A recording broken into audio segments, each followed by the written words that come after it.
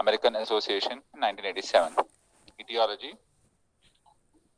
This is a new diagnostic criteria for rheumatoid arthritis, which say these are the few criteria which has to be fit to diagnose it as a rheumatoid arthritis.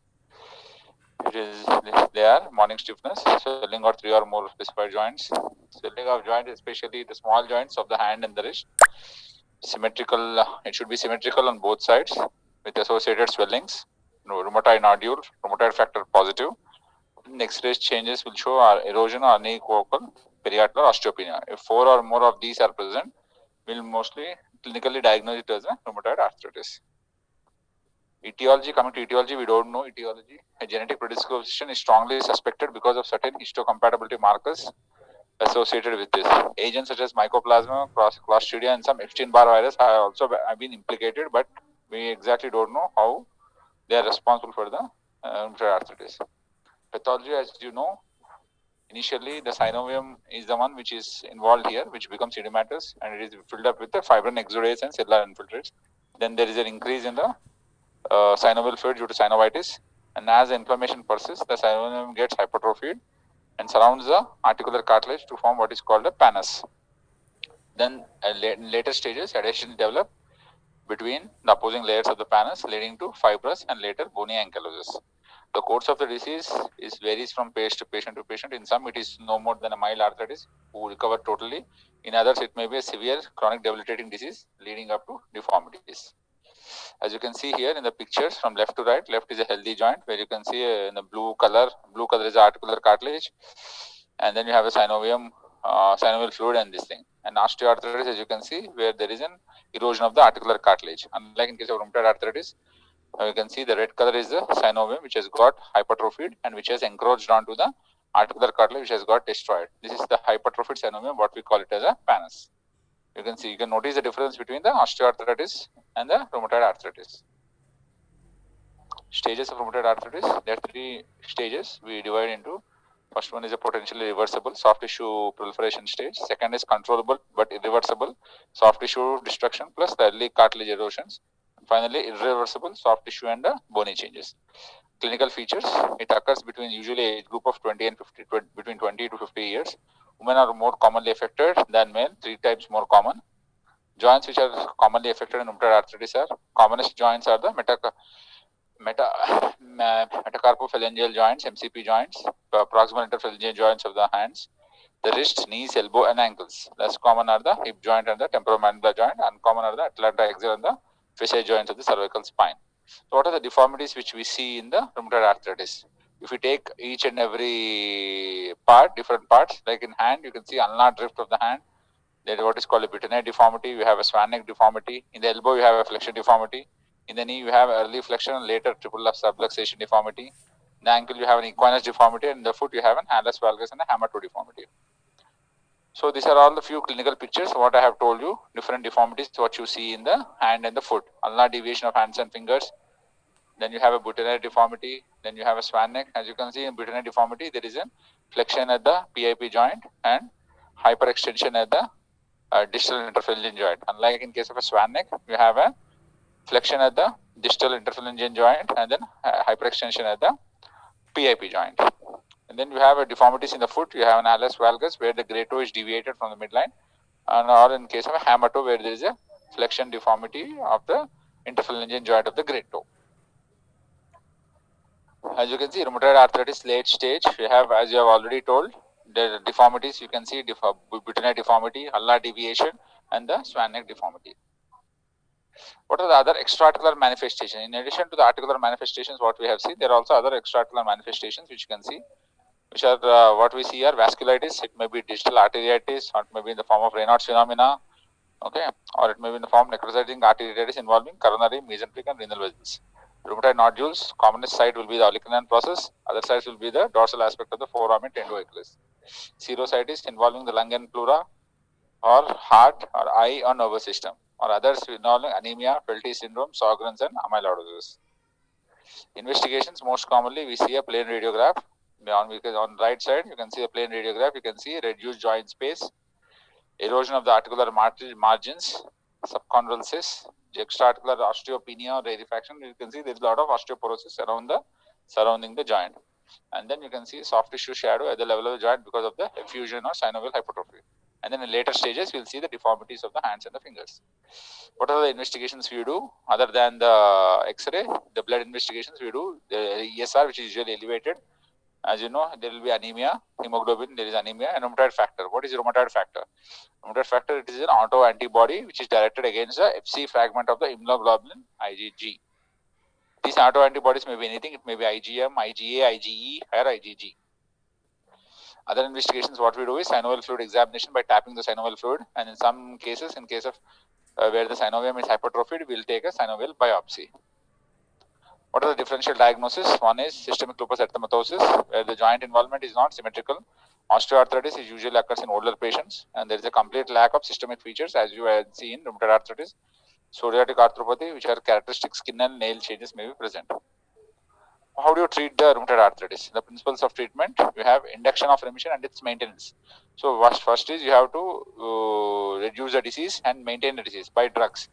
Second thing is preservation of the joint function and prevention of the deformities, which involves physiotherapy and splinting of the associated joint. And repair of the joint, already if the joint is damaged, repair of the joint damage by surgical intervention like a synovectomy.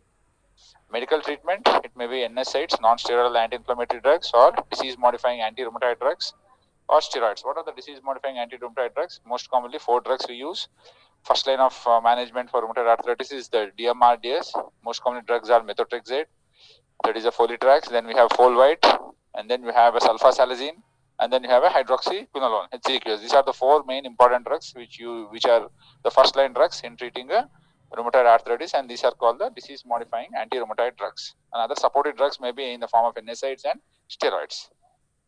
What is the orthopedic treatment we are doing here other than the drugs? Non-operative measures, like as I have told you, it's the physiotherapy, occupational therapy, and the rehabilitation part. In the surgical part, we have a different type of surgeries depending upon the stage of the disease. Preventive surgery, synovectomy of the wrist, knee, and the MP joints you can do.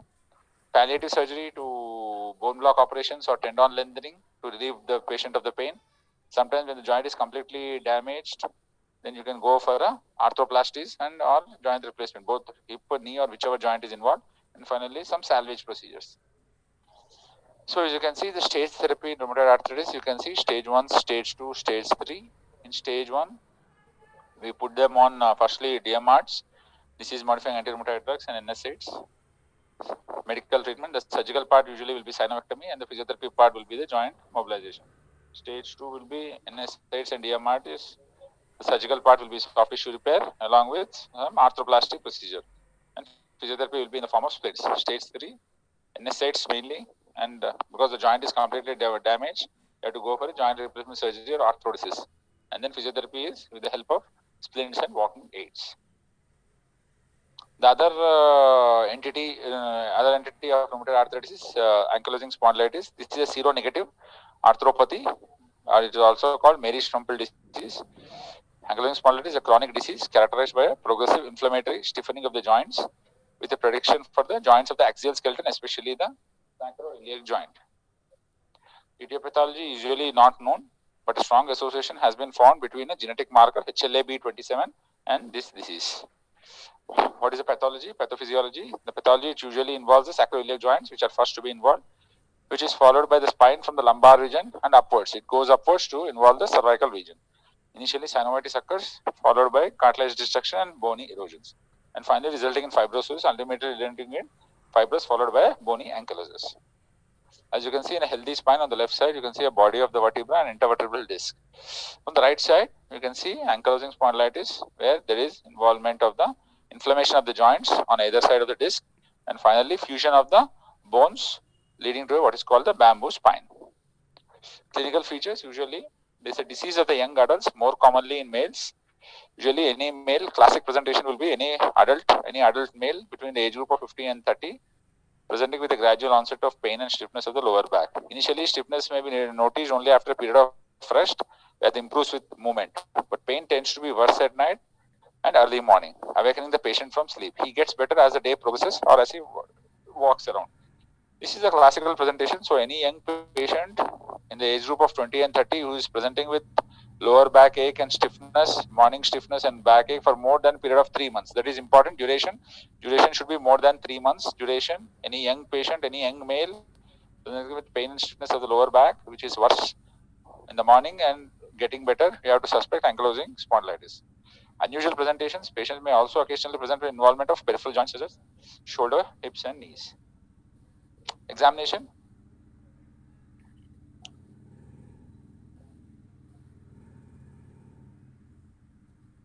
Examination part. So spine will be stiff as there may be a loss of lumbar lordosis. So there are different tests for detecting the sacroiliac joint involvement, as because the sacroiliac joint is more commonly involved. There is tenderness localized to the posterior superior iliac spine or deep in the gluteal region. Other tests are sacroiliac compression test, where you do a direct side-to-side compression of the pelvis, which cause pain at the sacroiliac joint. Other tests, you have a Gansly's test, straight leg raising test, and the pump handle test. These are all elicited beautifully in your Maheshwari or Natarajan. You can go through.